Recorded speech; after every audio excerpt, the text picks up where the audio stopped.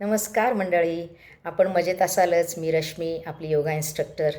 आज मी तुम्हाला शरीरातील मज्जासंस्थेची गोष्ट सांगणार आहे. ज्या आपल्या मेंदूपासून निघतात त्या 3 मुख्यत्वे प्रकारे असतात: central nervous system, peripheral nervous system आणि autonomic nervous system. Autonomic nervous system म्हणजे काय? स्वायत्त, अनैच्छिक, इनवॉलंटरी. आणि ते जे आपल्या फायद्याचं आहे त्याच्या बाबतीतच आपण बोलूयात. त्याचे 3 पोटशाखा आहेत: सिम्पथेटिक आणि पॅरासिम्पॅथेटिक. आणि 10वी त्याच्यामध्ये एक क्रेनियल नर्व आहे, ती लॉंगेस्ट आहे, त्याला गट नर्व म्हणतात, पोटाची नर्व म्हणतात, ते पण इन्क्लुडेड आहे. सिम्पॅथेटिक नर्वचे नाव काय माहिती का? फाईट, फ्राईट आणि फ्लाईट. म्हणजे समजा समोर वाघ आला तर आपण पळूनही जाऊ शकत नाही, म्हणजे फ्लाईटही करू शकत नाही, फाईटही करू शकत नाही, आणि फ्राईट आहे, दहशत तर आहेच. तशी आपल्या आयुष्यातसुद्धा अनेक संकटांना सामोरं जावं लागतं आपल्याला.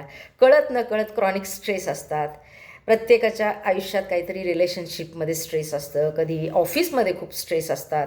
अशा वेळेस काय होतं, सिम्पॅथेटिक नर्व जी होते ना ती ॲक्टिवेट होते. कारण तिचं नावच आहे ना ते. BP, हार्ट रेट, श्वसनक्रियाचं वाढते आणि पचनक्रिया मंदावते, युरिनरी प्रोडक्शन कमी होतं.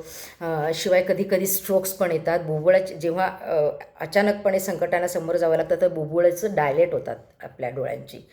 आणि मग काय होतं, anti hypertensive, anti diabetic, cholesterol वाढतं, थायरॉईड हॉर्मोन चेंजेस होतात, हार्मोनल इम्बॅलन्स होतं, निद्रानाश होतो, पित्ताचे विकार वाढतात, असे वगैरे वगैरे वगैरे. आणि पण गोळ्यांनी नक्कीच आयुष्य वाढतं बरं का. आणि ते आयुष्य जे आहे ना ते नंबर ऑफ एज आहे, ती क्वांटिटी आहे, क्वालिटी नाही. क्वालिटी आपल्याला वाढवायची आयुष्याची. आता पॅरासिम्पॅथेटिक नर्वचे काय कार्य आहे ते सांगते. ह्या दोघांना, पॅरासिम्पॅथेटिक नर्व आणि वेगस नर्व, या दोघांना नाव काय आहे? रेस्ट अँड डायजेस्ट असे नाव आहे.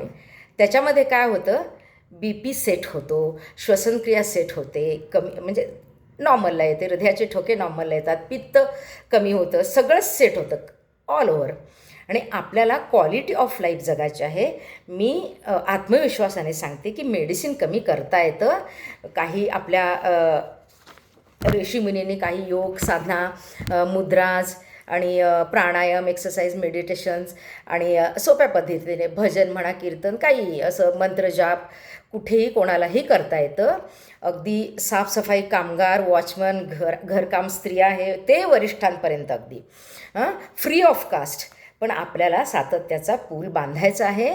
आणि मी स्टेप बाय स्टेप त्यांची प्रॅक्टिस तुम्हाला दाखवणार आहे करून. बघा तुम्हाला कसं वाटतंय ते.